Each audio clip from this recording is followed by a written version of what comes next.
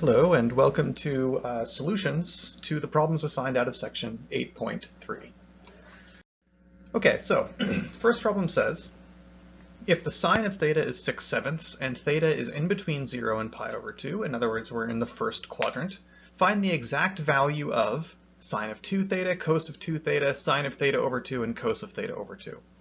And we're going to make use of half and double angle formulas. So for example, for part A, we want to take advantage of the fact that the sine of 2 theta is equal to 2 times the sine of theta cos of theta. This is one of our double angle identities. Now we know the value of sine of theta.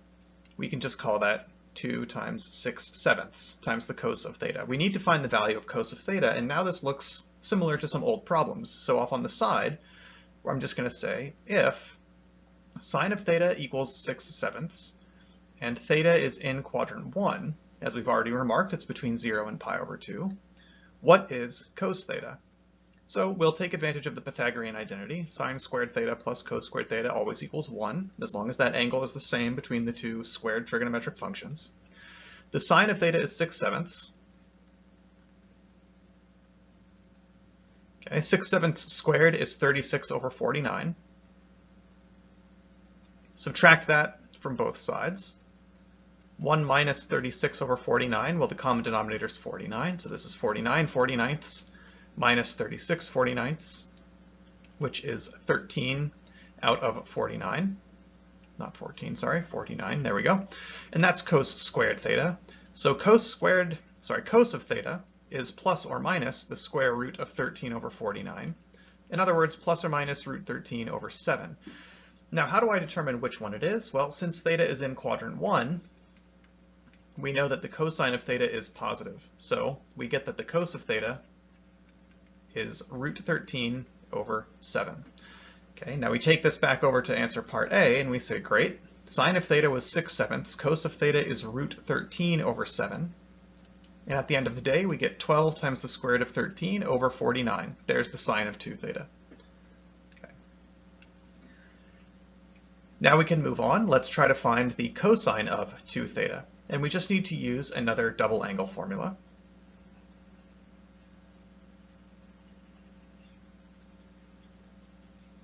All right, now the double angle formula for cosine looks a little bit different. We just have the cosine of 2 theta is equal to cos squared of theta minus sine squared of theta.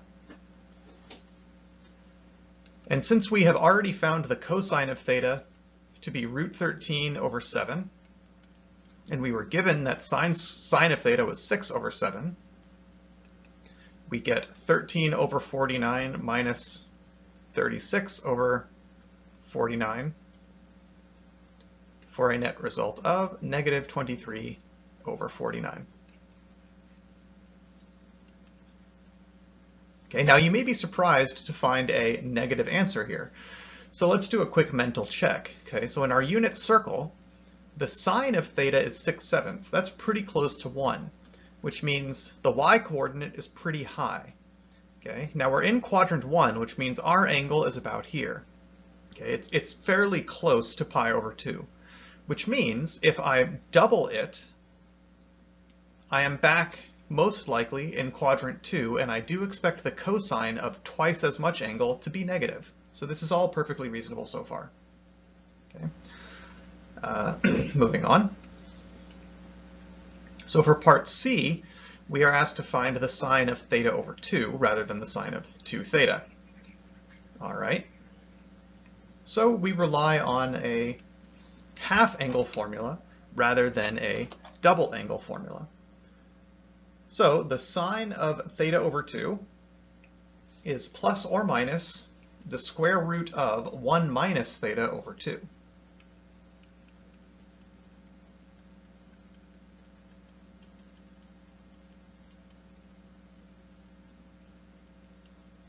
Okay, so here is a half angle formula for sine.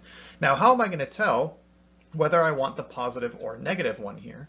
Since theta is in between 0 and pi over 2, then theta over 2, if I divide the inequality by the positive number 2, I get theta is in between 0 and pi, theta over 2, I'm sorry, is in between 0 and pi over 4, which means theta over 2 is also in quadrant 1. Okay, so the sine of theta over 2 should be positive. So the sine of theta over 2 is the positive square root of 1 minus the cosine of theta over 2. And we've already determined the value of cosine of theta. We did it for part A, so we're just going to stick that in there. So overall it is the square root of 1 minus, the cosine of theta was root 13 over 49, all over 2. Now we could simplify what's going on here if we really wanted to. This is going to be 49 over 49 minus root 13 over 49, all over 2, which will be 49, I don't know why I keep writing 14, 49 minus root 13 over 49 over 2, aka 49 minus root 13 over 98. And now you could attempt to start simplifying things, but honestly it's just arithmetic at this point. Okay. All the way back here we were essentially done using the half angle formula. And finally, moving on to part D, how about the cosine of theta over 2? So the half angle formula for cosine looks very similar to the half angle formula for sine, except under that radical, rather than 1 minus cos of theta over 2, it's 1 plus cos of theta over 2. But we still have that plus or minus issue out in front.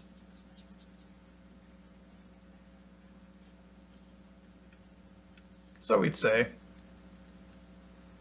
cosine of theta over 2 is plus or minus the square root of 1 plus the cosine of theta over 2. But again, since theta over 2 is in between 0 and pi over 4, we know that theta over 2 is in quadrant 1 and we expect cosine to be positive. So the cosine of theta over 2 is going to be the positive square root of 1 plus cosine of theta over 2. And again, we've already found the value of cosine of theta. It was root 13 over 49, and then this is all over 2. And again, if you really want to, that radical extends all the way down there. If you really want to, you can start to simplify this, but the trigonometry is done at this point. Okay, so moving on. So the sine of theta is root 19 over 5, and theta is in between pi over 2 and pi. This means we're in quadrant 2. So the sine of theta is positive, but the cosine of theta is negative. Okay, so it's now very similar to the last problem. We're going to start off by finding the cosine of theta, which we do using the Pythagorean identity. Sine of theta was given to be root 19 over 5, so when I square that, I get 19 over 25. Subtract the 19 over 25 to the other side, and get 6/25 here. Therefore, cosine of theta is plus or minus root 6 over 5 by taking the square root of both sides. Since we know we're in quadrant 2, cosine is negative. So the cosine of theta is negative root 6 over 5. And this is just background information because now we can start going forward and using half and double angle formulas, start working through all of this. So the sine of 2 theta is 2 times the sine of theta times the cos of theta. There's our double angle formula. Sine of theta was given to be root 19 over 5, and we've just determined cosine of theta to be negative root 6 over 5. Okay, which gives us a 2, negative 2, I'm sorry, times the square root of, now 6 times 19, 6 times 9 is 54, carry the 5, gives us 144. Sorry, my product was wrong there. It's not 144. 6 times 19 is 114, there we go, over 25. And 114 doesn't simplify in any nice way, so this is pretty much where we'd have to stop. For part B, we're just going to use the cosine of 2 theta is cos squared theta minus sine squared theta. Since we found the cosine of theta to be negative root 6 over 5, when we square that we get 6 over 25. Then I subtract sine squared of theta. Since sine of theta was root 19 over 5, when I square that I get 19 over 25 for a net result of negative 13 over 25. Okay. And again, this might seem surprising to get a negative answer, but since theta is in between pi over 2 and pi, 2 theta is in between pi and 2 pi, which is a little ambiguous. Okay, so we started here, if I multiply this by 2, we get pi is less than 2 theta is less than 2 pi, which means 2 theta is either in quadrant 3 or quadrant 4, which means cosine could be positive or negative. However, it's totally consistent that it came out negative. That was certainly a possibility. For part C, we're going to use the half-angle formula. So the sine of theta over 2 is plus or minus the square root of 1 minus the cosine of theta over 2. Now, going back up here to this inequality, multiplying by 2 was a little ambiguous. I could have been in quadrant 3 or 4, but dividing by 2 gives me that pi over 4 is less than theta over 2 is less than pi over 2. This is definitely in quadrant 1, which means the sign is positive. So I'm going to take the positive root here. And we've already determined the cosine of theta. It's negative root 6 over 5. So 1 minus that gives me a 1 plus root 6 over 5. This is all divided by 2. And again, you've got possible simplification if you really want to. But finally, the cosine of theta over 2 is going to be plus or minus the square root of 1 plus cosine of theta over 2. We already know that theta over 2 is in quadrant 1. Okay, we determined that up here. Since theta is in between pi over 2 and pi, theta over 2 is in between pi over 4 and pi over 2. That's in quadrant 1, which means the cosine is also positive. So I'm going to take the positive square root here of 1 plus cos theta over 2. And then we just have to plug in our known value for the cosine of theta. It's negative root 6 over 5. So let me erase this plus and replace it with a minus. Minus root 6 over 5 all over 2. And there we have it. We found the exact values for all of these. So just more practice using half and double angle formulas. This is phrased a little differently. It says use formulas to find the exact value, so not a calculator approximation, not rounded off or anything, for the sine of 75 degrees. Now the trick here is to identify, is there an angle either half as large or twice as large that we do know the value of? And the answer is yes. We do know the sine and cosine of 150 degrees, twice as large. Okay.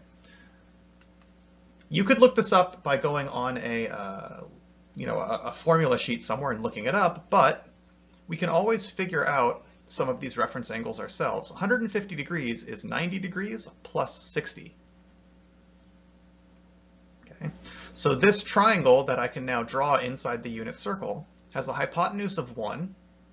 This angle was 60, which means this angle is 30. It's our 30, 60, 90 triangle, which from experience, across from the 30 degree side, we have a length of 1/2, and across from the 60 degree side, we have a length of root 3 over 2.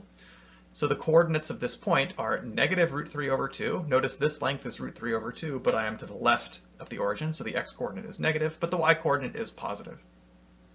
So the sine of 150 degrees is that y-coordinate of 1/2, and the cosine of 150 degrees is the x-coordinate of negative root 3 over 2. Now I can take that information and say, therefore, the sine of 150 degrees over 2, I can use the half-angle formula, is plus or minus the square root of 1 minus the cosine of 150 degrees over 2.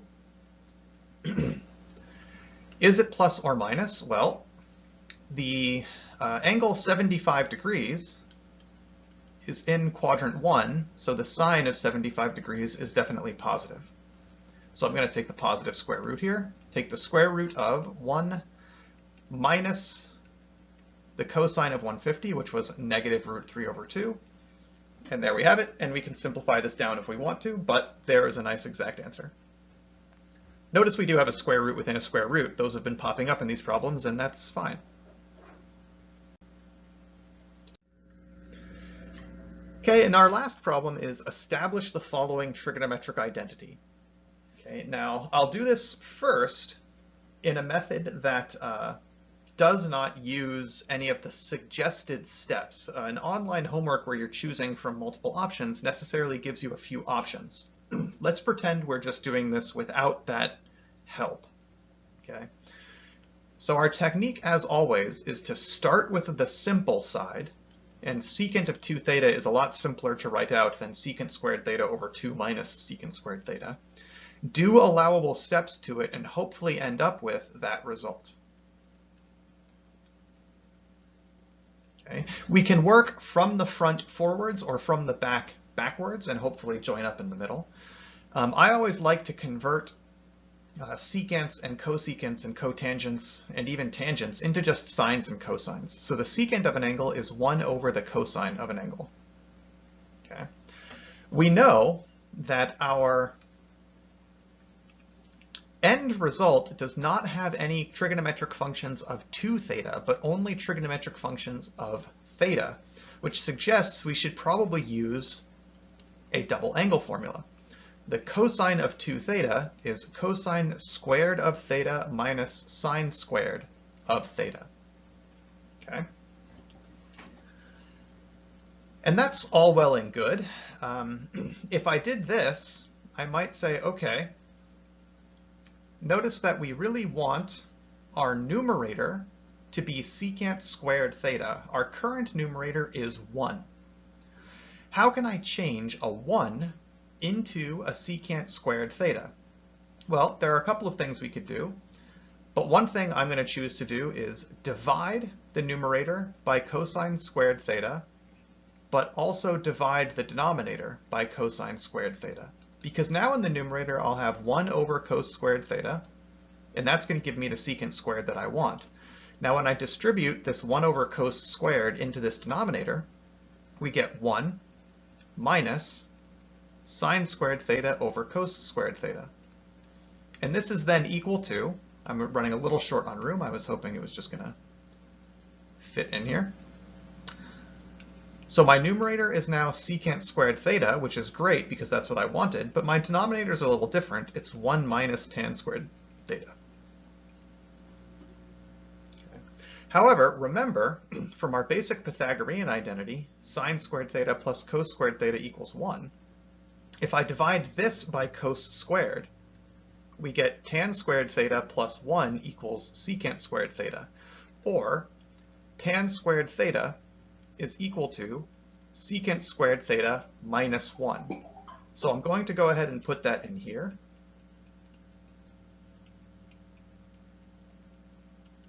Notice I have a 1 minus negative 1, and that distributes out to be exactly what we wanted, 2 minus secant squared theta. So from the top, I replaced secant with 1 over cosine. I used a double angle formula. And then I had to rely on knowing what I wanted to show up. We wanted a secant squared in the numerator, so I'm going to introduce it by dividing by cosine squared. This 1 that we have in the numerator will now be divided by cosine squared.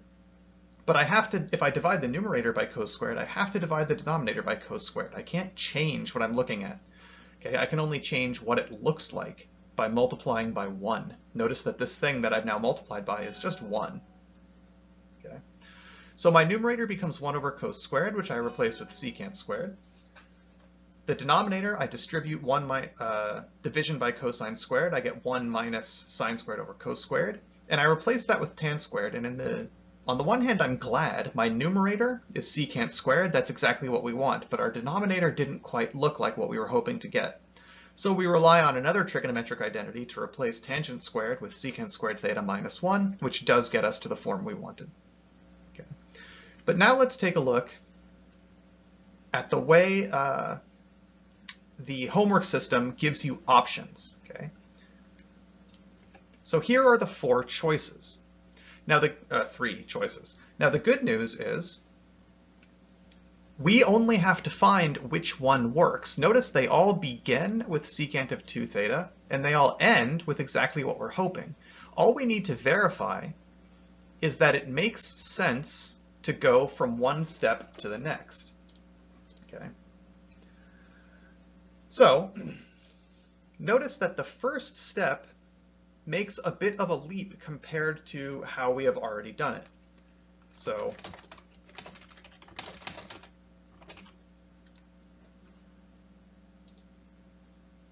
the half angle formula just for secant of 2 theta. I have to look that one up because I hardly ever use it.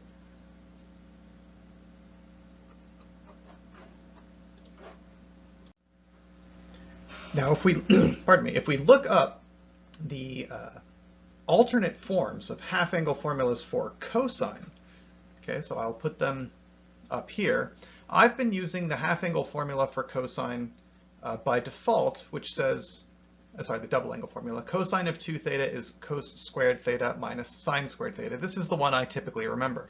But there are alternate forms. For example, the cosine of 2 theta is also 1 minus 2 sine squared theta, or 2 cos squared theta minus 1, which, if I reciprocate this, tells me that the secant of 2 theta can either be 1 over 1 minus 2 sine squared theta or 1 over 2 cos squared theta minus 1, which means the first substitution done is legitimate either way. Okay? We could have done either one of these half-angle formulas for secant, either 1 minus 2 sine squared theta or 1 over 2 cos squared theta minus 1. So all of these are possible. So I can't eliminate any of them just by this line right here. Okay, and then what I'd have to do is say, how do I move from one step to the next in each of these? In the first line, we're just replacing cosine squared with 1 over secant squared, which is true. It's a little convoluted, but it's true. Here we're just replacing sine squared with 1 over cosecant squared, but notice that this 2 that was multiplying sine squared is now somehow in this denominator down here. It should be up here in this numerator, so this is incorrect. Okay. Now, this line right here also has an issue where we've replaced cos squared with 1 over secant squared. That's fine, but somehow this 2 migrated over and is now multiplying this second one. That doesn't make any sense. Okay, so this first line is looking like it's the only possible option. And now let's just be sure that everything checks out in the first line. Well, going from here to here is finding a common denominator. 2 over secant squared and 1 over 1 I just call secant squared over secant squared. And now I have this right here. That's fine. 1 over a fraction allows me to just reciprocate it, and we get right here. So